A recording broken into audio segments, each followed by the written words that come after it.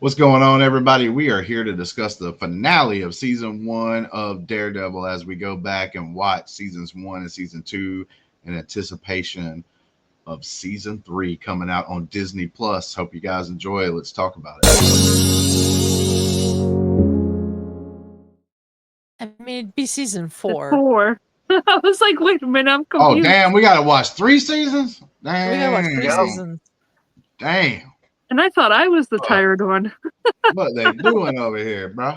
They doing? Well, I mean, to be honest, I didn't watch them, so I didn't know 100% there was 3 seasons. But I saw that it was 3 when we were doing. I said, "Oh, there's 3 seasons. We got to do." I thought that may just be a preview of the new season they're gonna have coming out pretty soon. Sometimes they'll put that up there, and it'd be like a little intro to the new season that you can watch or whatever. They did 2 seasons, then they did the Defenders miniseries, which was Daredevil, Iron Fist. We ain't watching that crap. All together, but there's a very pivotal part of Daredevil's story that leads into season 3 in the Defenders, so we're gonna have to at least talk about it.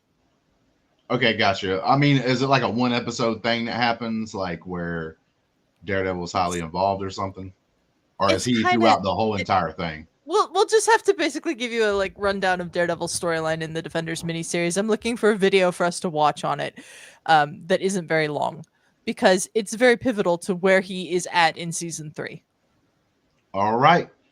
With that being said, we do need to talk about the finale here and our thoughts about it and all that good stuff. We started out this episode with Ben had already obviously died in previous episode, and here we get his funeral. Now, the one thing I do want to talk about with the funeral scene that I really did like and enjoy was, we obviously have one of our main characters. It was technically kind of her fault, Karen's fault for getting him in the situation that caused him to die. So she's obviously feeling a lot of guilt.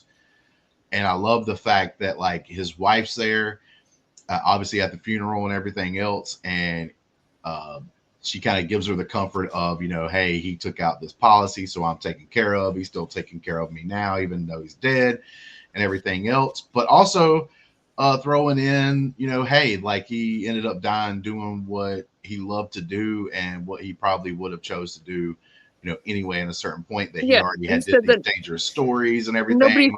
Nobody forces him to do any story that he doesn't want to do. Exactly. Yeah. So that's going to help that character move on, obviously, without having she's probably still going to have a little bit of guilt here and there, but that helps out tremendously, his wife being there and saying that. And I thought that was a really cool way to do things so that you could have the character Karen still go on and not just be devastated from this point on. I thought that was really well done.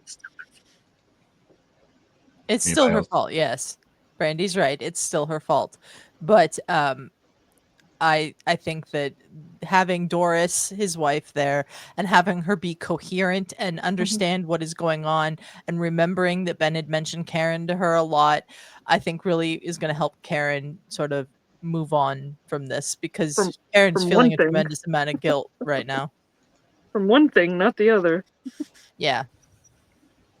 We'll get to that. Mm-hmm.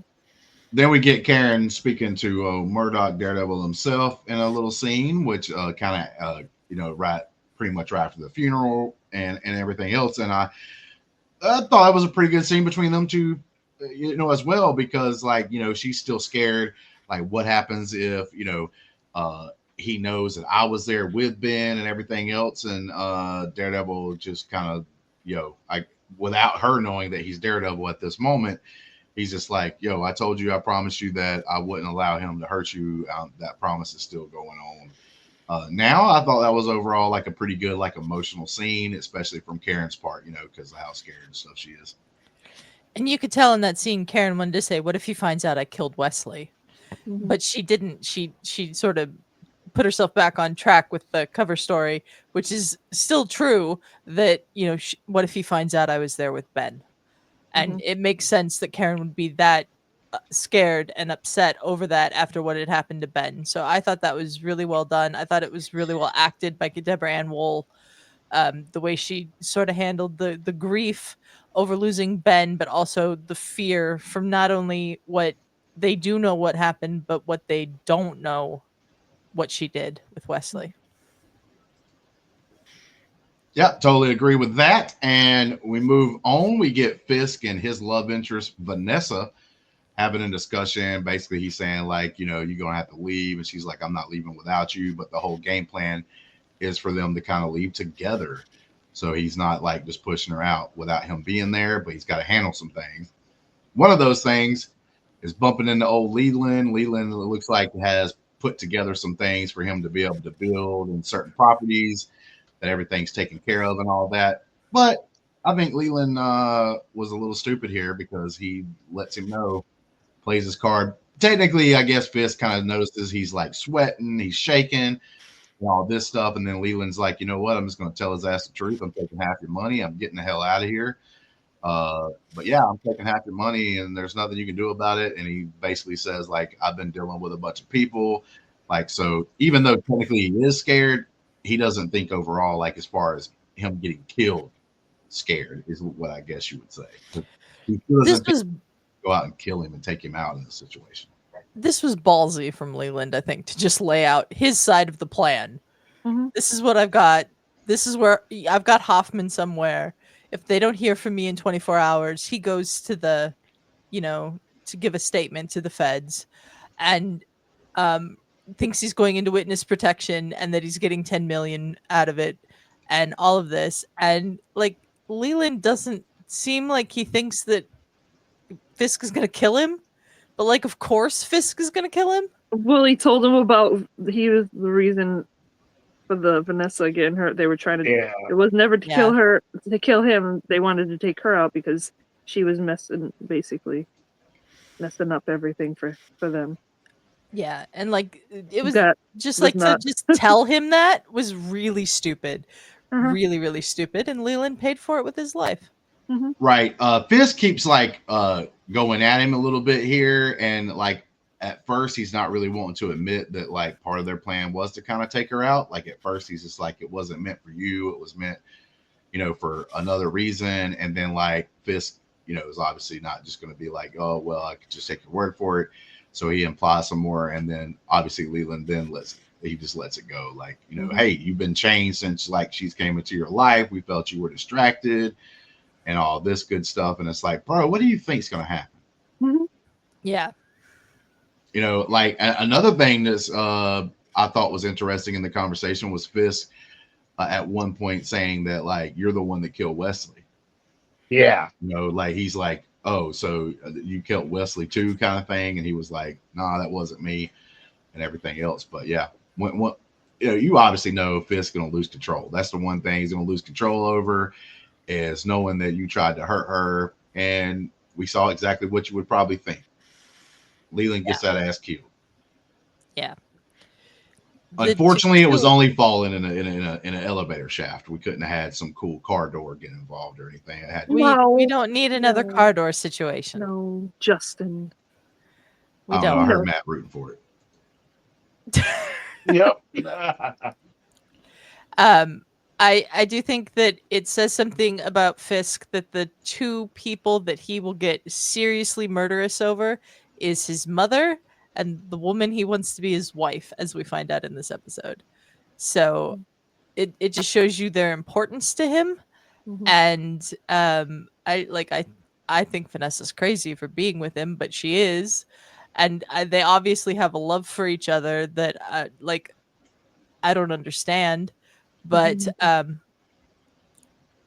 I like Vanessa a lot as a character because I think she's complex. She knows all this shady stuff about him and still wants to be with him, which tells you something about Fisk as a person away from all of that, because she knew him away from all of that at first. And that makes Fisk more interesting to me too. Because it's not often you see the villain of the series get the love interest. Right.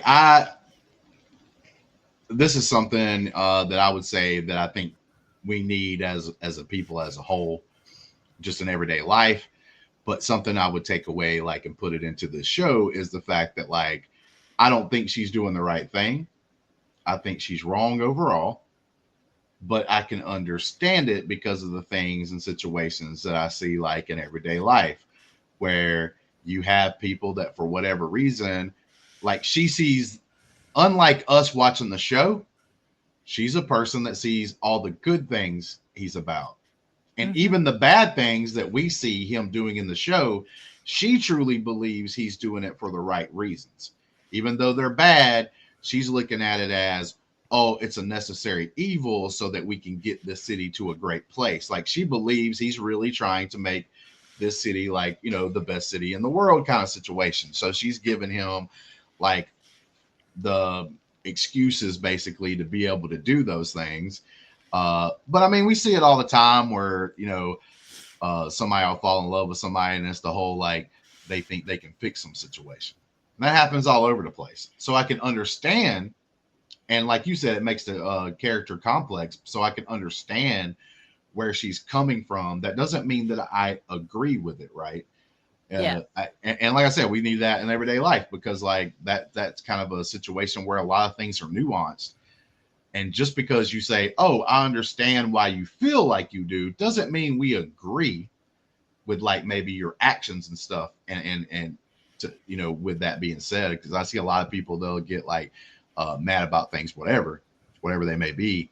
And then also get mad like, oh, you saying you understand? That doesn't mean, like I said, that you agree with them. That just means like, well, I understand why they may do this. Understanding is totally different than like, say, sympathizing. Sympathizing is a totally different situation too, to be said there.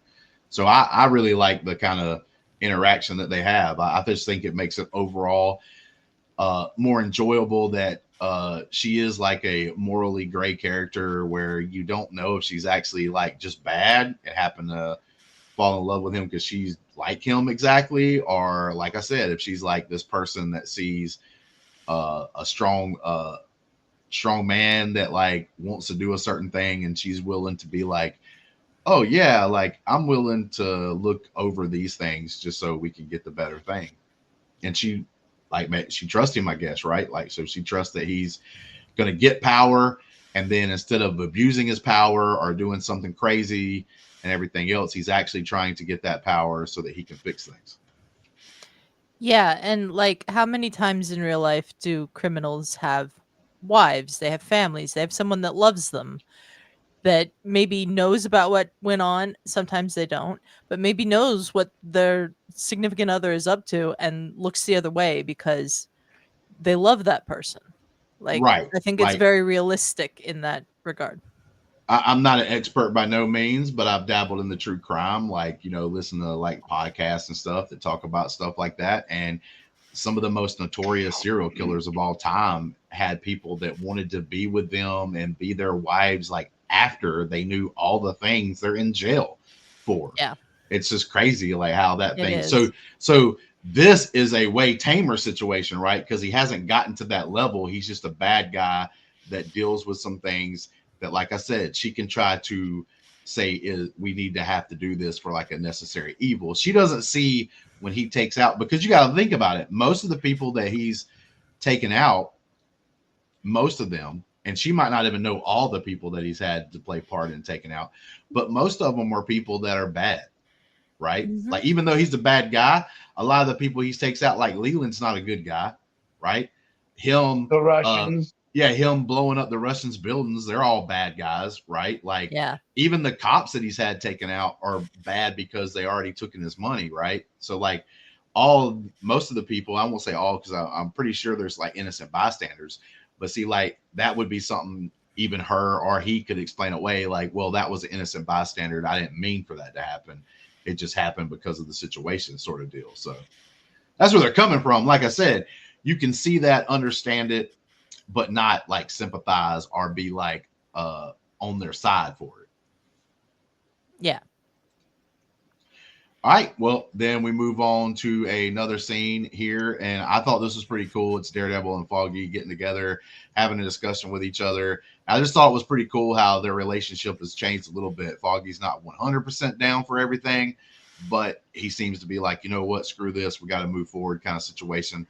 And that's actually something that gets played on, I think, later in the episode. But in this particular discussion, they have a little bit of talk, and they're starting to do what I just brought up, starting to understand where each of them were coming from, kind of a thing. So I thought that was pretty cool for the, you know, it's not a very exciting scene, but I thought it was pretty cool. This was a scene in the gym, right? Scene in the gym, yeah, where he's boxing. He's like, "Hey, I thought you just came here all the time because your dad was a boxer," kind of deal. And he's like, "Now I know it's for other reasons." I liked the end of this conversation where Foggy says he doesn't know if they can ever get back to the friendship they had before, and Matt said maybe it's not about going back, maybe it's about moving forward. I thought that was a nice way to look at things, because if I was Foggy, I could never look at Matt the same way again, even though, yeah. You know what I mean?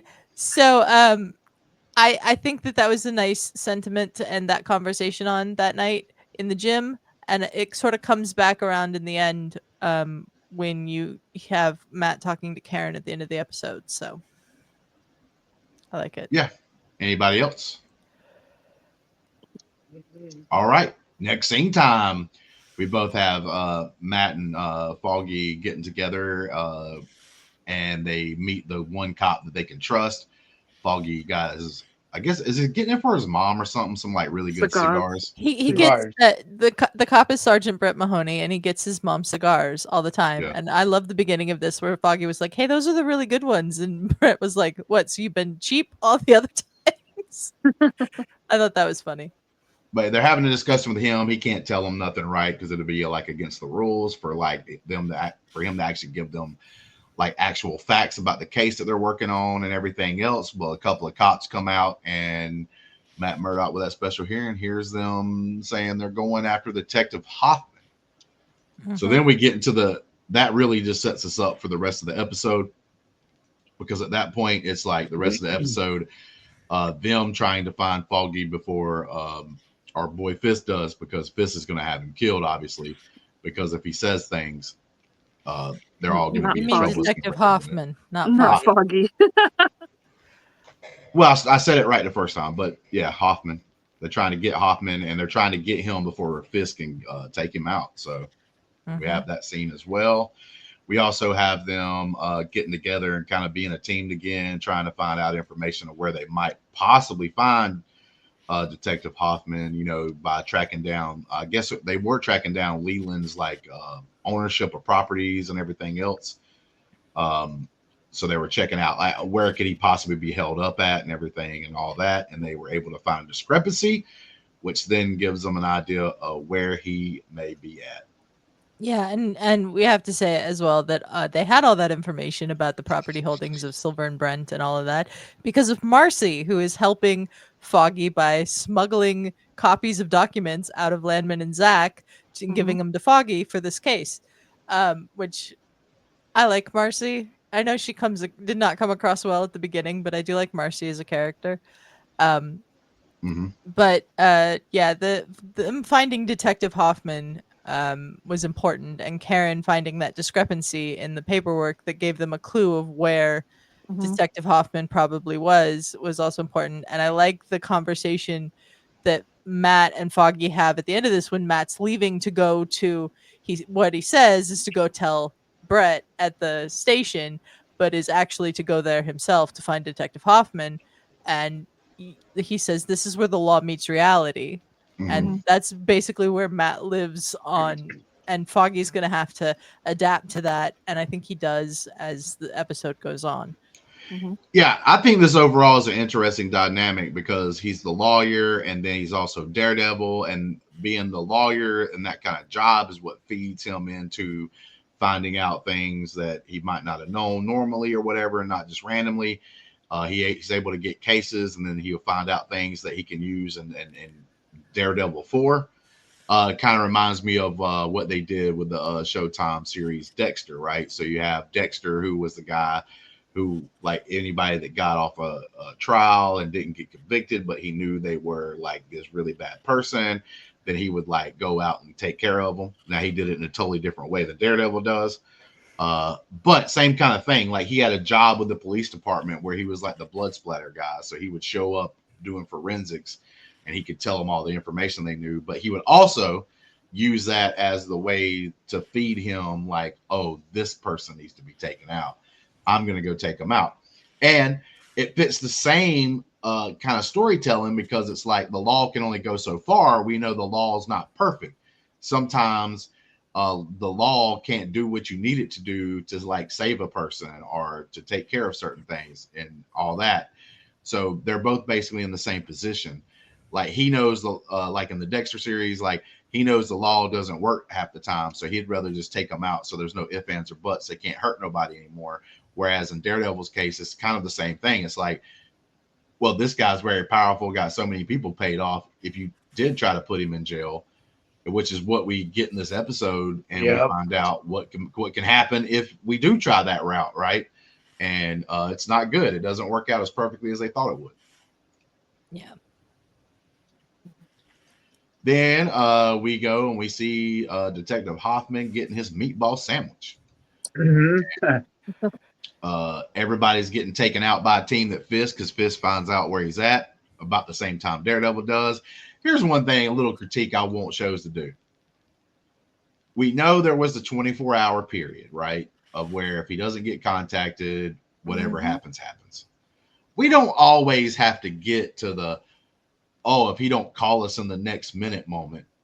They could have been like, hey, man, we got like, one of them could have looked at their watch. Yeah, we got like 4 more hours, right? It doesn't have to be, oh, everything collides at the single moment where the phone call would probably need to be taking place at that very instance. We don't always have to go to that last second situation. Like, to me, it's cool for you to be like 4 hours, because that means, hey, that's still like a short period of time that's left. They can show up for that. But everybody kind of won't. And I get it. You're trying to build like, oh, it's drama, but it's like everybody does it. It's like we can get closer to that time. We don't have to be right next to the end, right?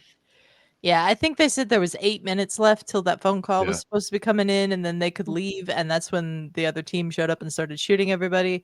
But yeah, I get what you're saying on that. Like, it's a TV trope to leave it to the last minute.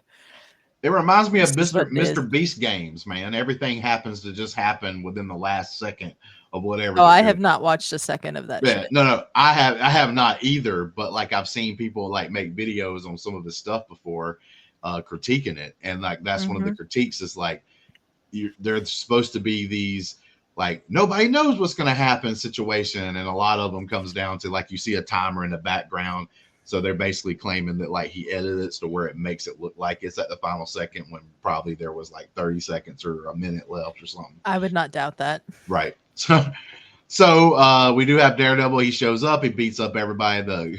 Hoffman keeps his eyes closed the entire time until the very end. I like the way they filmed that scene though, where it's just on Hoffman's face. You don't see the fight between Daredevil and the dirty cops that are there to kill Hoffman. I liked that. I don't know why Hoffman's eyes were closed, but I liked the way that they filmed that.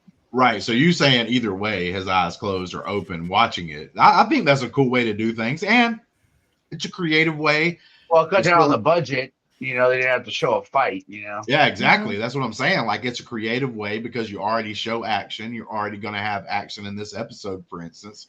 You don't have to have action but even with the action, like Matt just pointed out, like you could save some money on the budget, which I'm fine with, man. The way budgets are blowing up, I'm cool with that. You know what I'm saying? Save the money. You don't need to show the flips, right? The unnecessary. Yeah, you don't have to show him like to me, randomly. I am not gonna lie to you. I'm not gonna lie to you right here. If in this episode, say we get this exact scene, everything happens the exact way, because Hoffman does open his eyes like whenever Daredevil he's finishing off the last guy. And let's say he's finishing him off, there's nobody left, everybody's down like they were in the scene, and he does one of those flips out of nowhere, I would have turned it off. I'd have been like, bruh, this is it. I'm not doing it no more. If he would have did it, I was gonna say, if he did an impromptu rooftop flip, like after everybody's knocked out, I'd have been like, nah, dog. Nah. Go ahead, Matt. I just want to say to your point, this isn't some show that costs $15 million an episode like a lot of stuff does today. I just looked it up. It says that their budget was like $3.3 million per episode. And look how good it looks. Like, it still looks good today. This has been years ago, and I think that's some of the problem is that like we're just throwing money at like some things. Shoot, to be honest with you, in some of these cases, I think it might be some money laundering going on, for God's Well, sakes. yeah. It's like, bro, how did that was 25 million an episode? Yeah, it's like, bro, how the hell can you justify that? Like, yeah, if I'm the person that spent that money, for instance, and I go and look at it, I'm like, wait 1 second. Like the episode in the Acolyte, since you brought it up, where they're walking through the forest, like that was on average, they, like you said, was like $20-25 million. Like, where the hell did the money go? There was just people walking and talking. How that? Yep. That's expensive as hell, bro. But like that didn't happen in this one, and you're right. And I hope they learn a lesson and stop doing those kind of things. Because, like I said, I'm not over here trying to say a conspiracy. I don't truly right now, as of this second, believe that some of these shows are like money laundering. But you got to start thinking, like, God darn, how in the world did this cost this much? Like, there's just no way it did. Like, what are you doing? Are you doing what the government does and buy $5,000 toilet seats or something for a scene? Like, what are you doing? Like, it starts getting weird. But anyway, they sit down at the table, have a discussion, and Daredevil was like, he flips a table over at one moment just to try to showcase, hey, bro, I'm not playing around kind of situation. You've got to go do this, and if you don't go straight, and he tells him the cop that they trust to go to turn himself in, and he says, if you don't go straight there, I'm gonna be following you. I'm taking you out. You're gonna wish that Fist caught you. All right, basically. So like, this guy's in a bad situation. The funny part about this scene that's coming up is when he does go and turn himself in. When he walks in the building, he doesn't even like take time while he's walking there to like get the blood off his face. Yeah. He's got like blood on his face. I'm like, bro, like you as long as you don't stop your momentum for the police, I don't think Daredevil was going to beat you up if you like took out your handkerchief or something like that and wiped some blood off your face. I think it would have been fine. But like, he shows up bloodied, says, I got something to say.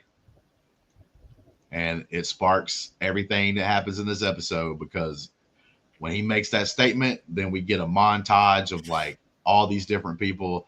Our favorite bad guy montage, especially the first part. We got our favorite bad guy, and Turk he's Barrett. bad. He's a piece of shit. Like, he deserves to be thrown, whatever. But he's like, he does the Dukes of Hazzard slide across the hood move, everything, trying to get from the cops. He gets captured.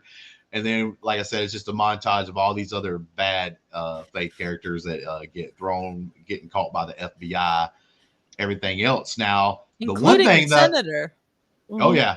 And the one thing that I thought was interesting, it turns out that even though I thought in one of the episodes we talked about, it turns out that the head editor there at the place that Ben worked for may not have been in cahoots. Like, it was the girl. It was the girl like that was there. So that was kind of interesting. That kind of threw me for a loop. I was like, oh, that's cool. I like being thrown for a loop like that, because it's like I'm assuming, oh, this is because, like we said, tropes and stuff like that is going to be like, he's bad too. But it turns out he ain't. He wasn't bad. He was actually trying to help Ben out and stuff like that, to most parts. And like, he truly believed what he said in that scene with Ben, where he's like, we're not going to do this because of this, or this. He actually truly believed that. It wasn't because he was getting like paid off. Yeah. So I thought that was pretty cool. Anybody got anything there with the montage of everybody getting caught? I like the montage. I like the music. It reminded me of the heist when everyone gets busted in Goodfellas. It reminded me of that scene. I thought it was a good way to show all those people getting arrested before they get around to Fisk. Instead of going straight to arresting Fisk, like showing that it wasn't just him that Hoffman brought down, but it was everybody. Like right. And doing it like that. Well, doing it like that. Oh yeah. But like doing it like they did also can show that like all this was happening at the same time. Like, so technically maybe they were going after Fisk at the same time. Well, Fisk was at night. Everybody else seemed to be in the day. Well, but it also makes sense though that a lot of people didn't know, because I think this was supposed to be like a secret place he lived. So it probably did take them a little longer to find out where he lived. Like the senator they caught like walking out of one of the buildings. They were like, yo, bro, you're going with us. You're going. And we also can't forget Marcy, as she's seeing Marcy her boss. In the car. One of her bosses is getting taken in, and she's like, as they walk past, she's like looking at them in shock. And then as they slowly go away, she starts smiling. Yeah, I like Marcy. Don't know because I haven't ever watched season 2. I would think it would. They don't really go that route at the end of the episode because there is a spot where Foggy's like, "Hey, I got to go help her find a new job. I told her I would if she helped us out," kind of situation. My thing is like, bro, you have a law office. You probably need more help. She could just join the team. I think Marcy's better than working at Nelson and Murdoch right They now. don't have enough clientele. Yeah, She's expensive. she is. Mm-hmm. Is that all you got, Brandi? Mm-hmm. You ditto in that? You gonna ditto on that one? I got you. She's expensive, yeah. We do get to Vanessa and Fisk and everything else, and that's whenever he's getting caught, he gives her the ring, basically saying, "I was trying to marry you, but obviously the situation's happened." But he gives her he tells her a certain thing that she needs to do, but he also tells her, "You're going to go wait by this helicopter, and I'm going to be there," and stuff like that, and all that. Basically, setting up the getaway. And like I said, he brings out the ring to marry her. Yeah, and we don't get to hear him actually ask the question of "Will you marry me?" because they're basically leading him away at that point, and it mutes his audio. And I thought that was a nice touch. Mm-hmm. Mm-hmm. Yep, we see Fisk getting put into one of the armored cars for FBI, SWAT, whatever, and Yeah, they were FBI. they definitely were FBI, but they're probably using like a local community SWAT vehicle. Is what it looked like. But Oh yeah. one of my favorite parts of the show, actually, for this first season so far, is him in there with the 2 FBI agents with guns on him, and he tells the story from the Bible of the man who gets help by what we all have used from the time that this was written to this day. It's the story of where we get the phrase "Good Samaritan" from, which I thought was really cool. The way he told it and everything else was like a really cool thing. And then like him even just telling them like what he actually, I thought I may have been this at one point, but now I'm this. You know what I'm saying? I thought that was like a really good like retelling of that story from the Bible, and an interesting use for it. And what he thinks about himself now. Oh yeah, I thought that was that might be, like I said, if not one of my favorite episodes or scenes in the entire season, like even including some of the fights. It ranks up there with the head getting exploded by a car door, but it's up there. You keep bringing that up. I love that part. I thought that was cool. He knows how much it bothered me, so that's why he keeps saying it. No, listen. Yeah, me and Brandi. Yeah. You get, and if you watch Couple Therapy, or what the ones we have out there right now, we got to get together and do another one here pretty soon. But thing about Couples Therapy, you will see we have different taste in our entertainment, right? So like, the horror guy, obviously love the head getting exploded. Like, I'm not gonna back away from that. Brandi obviously doesn't like that very much. The romance in me does not like that. Yeah, you can tell by the choices of movies that she picks compared to the choices of movies that I pick. Oh, we're just gonna have some fun, girl. Listen, I'm just saying right now, like, I take it easy on Brandi because like there's certain things that I obviously love that I can't watch with her. You know what I'm saying? That she does not want to see. I know Adelia just got what I was saying. I was like, did you call him a girl? No. She did. No. Adelia knows. Oh, private jokes during a podcast. There we go. All right, we have a little scene here where Murdoch and stuff like that. It's like, hey, dude, I'm gonna go get in the cab. They find out the Fisk is taken and stuff like that. But Look right at it. But yeah, Fisk is taken. Obviously, Murdoch's like, I'm gonna go get my own taxi, so he leaves them again. And there's another scene where Foggy walks away from the group and talks to him one-on-one because they're still keeping it from Karen. But it's like, look, bro, Foggy, you got to come up with a better creative thing to always come up the last minute to go try to talk to him by yourself. I mean, because if I'm Karen I understand why he would want to help a blind man hail a cab because. But you keep doing these things like he done earlier in the episode, and now if I'm Karen, I'm already like, man, he Daredevil, ain't he? I don't He's know. a man in the math. Karen's a little preoccupied with everything that's going on. True that. Like, yeah, she's going through a different kind of like state. But then we have another armored car show up with some people with some guns of their own, and they start taking out the NYPD, and everybody else is kind of guarding this thing. It's playing out live on TV. Yeah. Oh yeah, so they're seeing the shootout going on. So I don't even know how the media is going to spin this. You got like people that look like FBI shooting people that look like FBI and the cops. Then you turn around and like we find out very abrupt that one of the guys inside the armored car with them, one of the two guys, is actually a Fisk guy. Yeah. Takes out the other dude. That's probably like a good guy or whatever. And then Fisk just transports himself over to the other armored car. And then they do a little, I call Fast and the Furious. So I just screw it. Furious.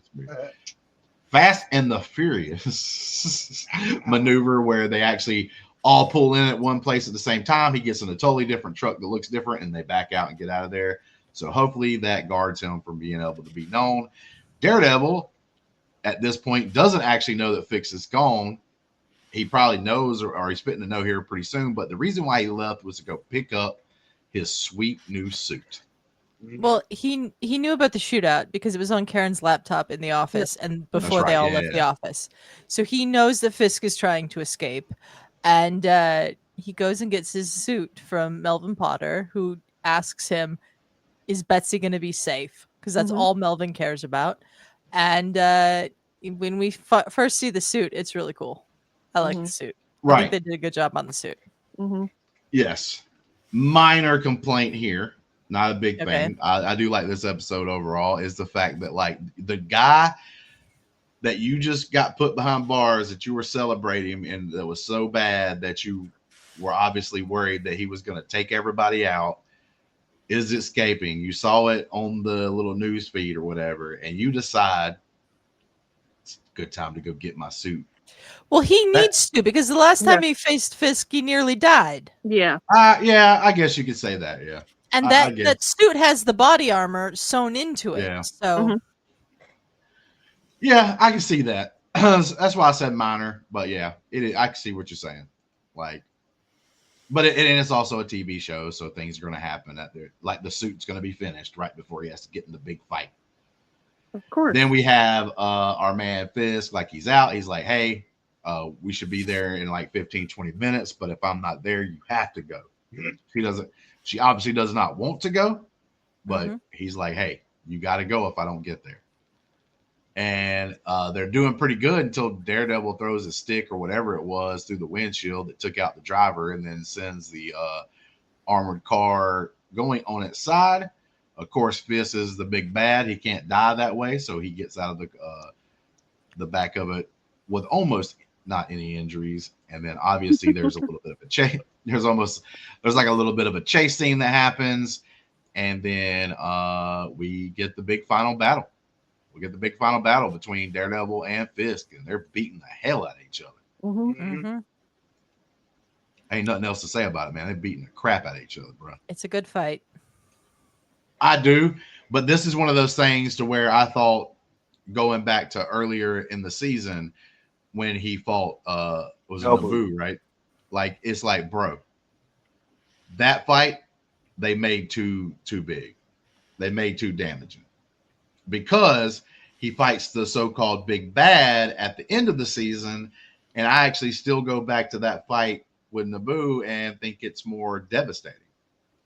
Yeah, well, Naboo was also like a trained master. Yeah. You know what I mean? Yeah. Like Fisk is just his size. You know what I mean? That makes him so powerful and stuff. But Naboo was trained, so I give it. I mean, I wouldn't want to have a bigger fight earlier in the season than the end, but I don't know. It worked for me because what I didn't like about the Naboo fight is once he caught on fire, he just fell on the ground and died. Like, you know what I mean? That kind of.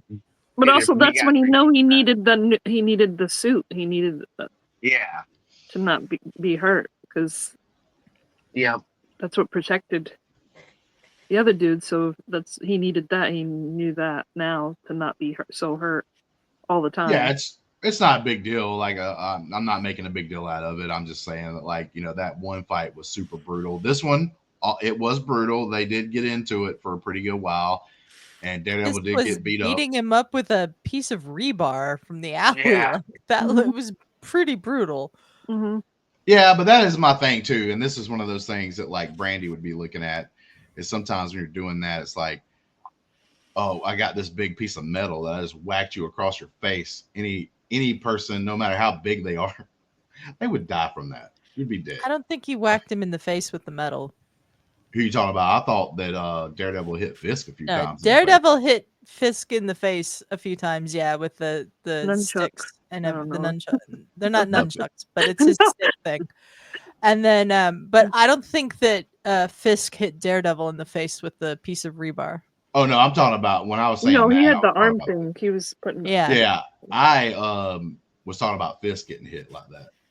Yeah, well, Fisk is really bloody and knocked out at the end of that, and even when we see him in jail at the very end, he's got stitches on his cheek and all kinds of stuff. So he got messed up from that. Yeah, but if I got a big piece of rebar and was like whooping somebody with it, bro, they'd be having more than that. But Daredevil didn't hit him with rebar. They'd be looking like hitting Daredevil with rebar. Listen, guys, just peek behind the scenes here. They'd be looking like Matt, and that's why Matt ain't on the camera. Like, Matt messed up. Y'all don't want to see his face. You know what I'm saying? No. Like, no. That's very rude, Justin. That's why that possum tried to get up on him. Yeah, well, I scared the possum. Yeah, exactly. Like that's why the possum. He turned around, and looked at the possum. Possum's like, "Shit, I'm getting out of here, bro." Anyways, so Fisk obviously doesn't make. Oh, sorry. I thought you were done. Go ahead. No, go ahead. I was gonna say Fisk obviously does not make it to his destination, and Vanessa has to leave. I guess we'll be finding out what's going on there in season 2. And then we basically have the ending. We have, everybody being a little happy. Fisk is caught again. This time, being happy again. Yeah, being happy again. They put the sign. They put the sign on the outside of their new building that they're getting and everything else. We get like the big. We getting Foggy over here saying he's got to go help out his ex and everything, try to find her a new job because she lost her job, obviously, because her boss got thrown in jail. Then we get a Murdoch and Karen little thing here, and this is exactly what Adelia was talking about earlier. I will say there's a moment in here where, Daredevil holds out his hand and she puts her hand in his and she gives a little look, and my assumption is that was a little bit of a hint to where she possibly might be putting 2 and 2 together. I don't know if that's what that was supposed to be. But I thought you were going to say she wants to be with him. I thought that's what you were going to say. Yeah. No. I'm saying that, like, I think. Okay. Yeah, but I'm saying I think at that moment she doesn't know 100% to just come out and say it. Like, she's probably waiting for a couple of more pieces of proof. But I think she's leaning to he's Daredevil, that he's the guy. And I think she's that kind of thing. I think she's leaning towards Matt's a really nice guy, and I could use a really nice guy right now. Yeah, that's where I was leaning toward. Going back to the romance in me. Justin's the blood and guts. I am the love and romance, so that's where I went to. Well, I'll make sweet love. I didn't say you. I said you are the guy that loves the horror. I love the romance and love. You're thinking, oh, she's going to find out who he is. Me and Adelia are like, no, we think she likes him, like more than friends like him. So y'all admitting right now in this episode, me and Matt's been perfectly fine this whole episode, but y'all the ones dirty-minded. No. Because y'all the ones thinking they're gonna bump uglies inside the office and everything. No, uglies. No. I did not say that. No, I said none of us said. Neither of us said that. I said she needs a nice guy right now. That's what I said. Listen, that's very implied. You know what I'm saying? It's implied. That they're gonna bump uglies in the office? No, that's not implied. Oh yeah, there ain't nobody there. They just opened it up. They keep forgetting Adelia to say bump uglies. Yeah, listen. They have to christen it. You know what I'm saying? They gotta. No. No. Well, hey, it is what it is. Well, we got Fisk staring at a white wall in his prison cell, and Looks like the morphs into the yeah, Mhm. basically it's the same as the painting, which I thought was a kind of a cool touch to Mhm. end his story there. He's not gone though; he's still going to be a player. We know Fisk ain't going down without even a bigger fight. And then we got Brandi's. She told me when this happened, when me, Matt, and her was actually watching this episode together, that this was her favorite part of the entire series so far. Was we see Daredevil standing on top of the roof, wearing his suit, and Brandy's just like, no. She loved, without a shadow of a doubt, Matt, go ahead, back me up on this one. She loved the jump when he takes out a stick for no reason and jumps in the air in Daredevil style. That's totally a nod to the comics, because that's how they always draw Daredevil jumping in the comics. Brandi, Brandi, you thought it was great. So, like, tell us, why you thought that was a great scene. I didn't think that was a great scene. You thought it was a great scene. No, you thought it was a great scene. You was talking about, man, look at that wonderful jump he just did. No, I didn't. Actually, she made fun of it. She's like, why has he got to jump like that? He's just jumping off the roof. Why'd he pull his sticks out? Because that's how they draw Daredevil in the comics. And that was a nod to it. Listen. I'm not going to be watching shows with you and you talking about other men's sticks. Okay? Who, me? Yeah, we're ending that stuff now. Yeah, stick envy. We're not going to be watching shows together and you commenting like you did on another man's stick. He's got a big stick. No Harry Potters. Wow. There's so many clip outs right now. What do you want me to say? He does. He carries a big stick. What do you want? Big stick all the time. Hey. That's what I got to hear the whole time I'm entirely watching it. Like, he whoops it out. Wow. Wow. I told you I'm tired, man. I told you. I just want you to remember there is no stick that's going to be able to survive. Wow, that. Okay? Oh my God. I mean, he already did. Matt knows what would happen. Mm-hmm. I mean, you said that's what Madame Gao did to him last episode, and he obviously survived it. So yeah. Well, no, he's probably going to die at the end of season 2 because of that punch. Like it takes a little while for that punch to fully take effect. Yeah, I'm sure Daredevil is going to die in season 2 of this show called Daredevil that has 3 seasons and is getting a revival series. Yeah, but you know what? We got the multiverse going on, so they can just bring how many Daredevils they want. It's not the multiverse. That's not what they're doing. One thing about the show that I really liked was how grounded they kept it. It wasn't him against every gang in the boroughs and shit like that. It was him. The whole time he just wanted to take down Fisk. Because he knew that there was some dude controlling a ton of the town, it makes sense too. He's using his brains, right? Like, and his lawyer capabilities and stuff like that take certain people down. I actually want more. I hope they do it a little more in season 2. But I actually love, one of my favorite episodes was the one where they were in court and he was like, going up there and doing his showing us his lawyer capabilities. I actually thought that was a really cool episode, but we didn't really get a lot of that. I would actually like some more of that stuff where he's actually doing the court thing, but he's outsmarting people and stuff. Definitely an episode like that in season 2. Right. I actually think there should be more. There should be more time where he's spent in the court room. Yeah, I don't remember how many episodes the court is in season 2, but there's definitely at least one. But let's go down the line. Final thoughts, people. Give your grade on this episode and then tell me what you thought about the entire season. We're gonna Brandi's tired. She's trying to get out of here. We'll start with her. Well, I told you don't have to start with me, man. What will not do. Matt, go ahead.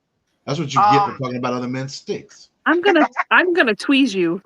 I'm gonna tweeze you. You see that, people? You see that, people? If I ever get tweezed, this is the proof and evidence that I'm going to need to win the court case. Go ahead. Oh, Justin's gonna cry. We'll start with you, Matt. I'd give the episode a 9, and then same for the season, a solid 9. Because like I said, they kept the season pretty grounded. he wasn't like it wasn't like Spider-Man where he finds out. Well, Spider-Man got powers, but where he like just takes on the biggest dude in the whole city and shit like that. Like Fisk he's a big character, but in Hell's Kitchen, you know what I mean? Like he's not all in New York and shit like that. They're bigger people than him. He's not out there fighting the Incredible Hulk or something like that. Yeah. Yeah. And he accomplished his mission by the end of the first season. I like how they had that whole resolution. Yeah, so like this could have been an ending for a series. They didn't have to make a season 2. Like I do like it when they do that, when there's not a true 100%. Like there's cliffhangers, like small ones, but there's not a big, huge cliffhanger. Like there's a cliffhanger about how are they going to move forward from here. Was that moment with Karen, was that them going to bump uglies, or was that her possibly noticing that it's Daredevil? You know what I'm saying? The women here thought they were going to go, you know, knock the boots. No, we didn't. Knock we the did boots. Not. We did not. All right, go ahead, Brandi. You can get tweezed. It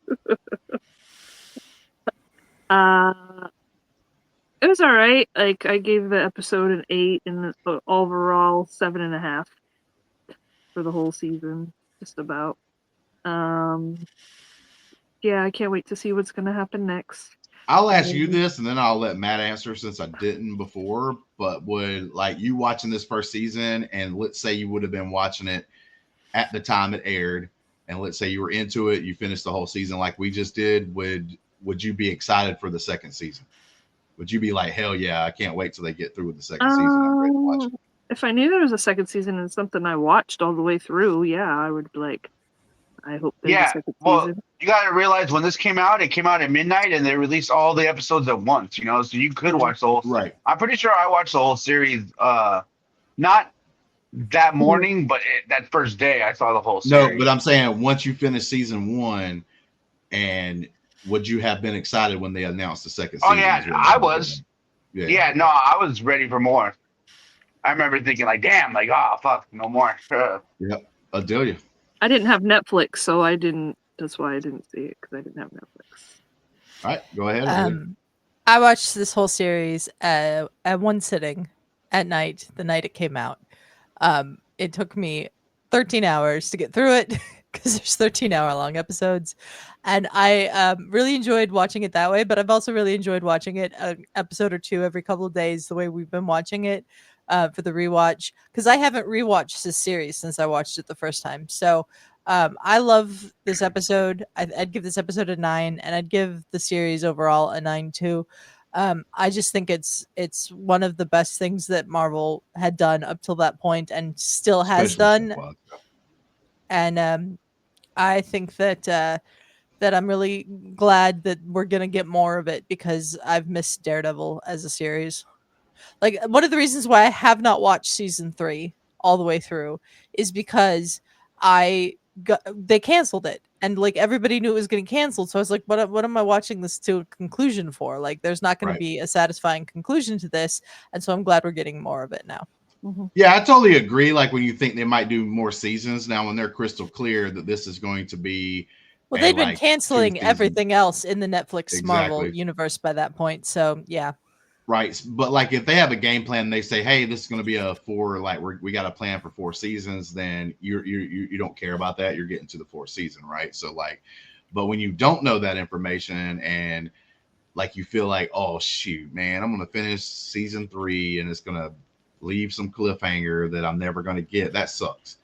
But like I said, when you go into a game plan, like for instance, with House of the Dragon, they came out and said this is going to be, I think it was either 4 or like I think it's only going to be 4 seasons. So like when they came out, that was a game plan. So like there's no fear of that, because it's like, okay, I can watch these seasons, and they're going to make the 4th season be an ending. Right. So like that's actually kind of cool when it's that way. I'd say like for this episode, I really enjoyed it. Not any problems with it at all. They kind of had a good mixture. I thought they cleaned up everything pretty well. So I give it at like an 8.5, 9 on this episode. The series I give a little bit lower, like because I would be ranking other things ahead of this. So if I gave this a fair score, I'd be more like Brandi at like 7.5. But that still means I really liked it. Like just because I'm a little lower than both you and Matt, because I always kind of judge things like well, if I give this like a 9, that means something that I really truly enjoy. Like almost every episode at a very high thing means I'd have to give them a 9.5 or 10. And I don't want to, I like to have that cushion. So I'm like 7.5. This is a really good first season of a television series. And if I would have been watching this live, like when it came out on Netflix the first time, I'd be pumped when they announced the second season. I'd have been like, hell yeah, I like the characters. I want to get back into that story. You know, what are they going to do new? Who's going to be the new bad guy? Because, you know, Fist is in jail. It's like, if he gets out, how is he going to get out? I'd be like, oh yeah, cool. I'm pumped up for that. So I would have been pumped, and I'd have been like, hell yeah, I would have told people, hey, you need to go watch Daredevil. Because it's pretty good. Yeah, I can't wait to start the second season, because the show like ramps up pretty significantly in season 2. Thank you for the spoiler, Matt. That's not a spoiler. It's not a spoiler. We know there's going to be ramps, and then they're going to go up. Well, there's also going to be big sticks that I like too. Wow. Wow. I had to say it because you brought it up before, and I was going to say it on my thing, but you let everybody else talk. So. Wow. Big sticks. This is messed up. What are you even doing? Big sticks. Yeah, but your hands are so close together. Like if it was a big stick, you'd have to have them further apart. There's 2 of them. He breaks them in half. That's messed up. Nobody should be. I'm just gonna say right now. I'm gonna say right there. Nobody should be like breaking their stick in half. Okay. He puts it together, and it's a big one. You break it apart. I almost want to just be keep great this for going. The audio listeners. Yeah, no, I'm gonna be honest with you. I almost just want to keep the camera rolling for her impersonation of carrying around a big stick. I mean, I can go get something for you so you can see it. My favorite color is purple. Donatello. She's gonna go grab a broom and then like show us like all kinds of moves. I do have a broom. The only big thing I got in here is the wrapping paper. that's too wide around. Yeah, that's too girthy, they would say. I like the girth.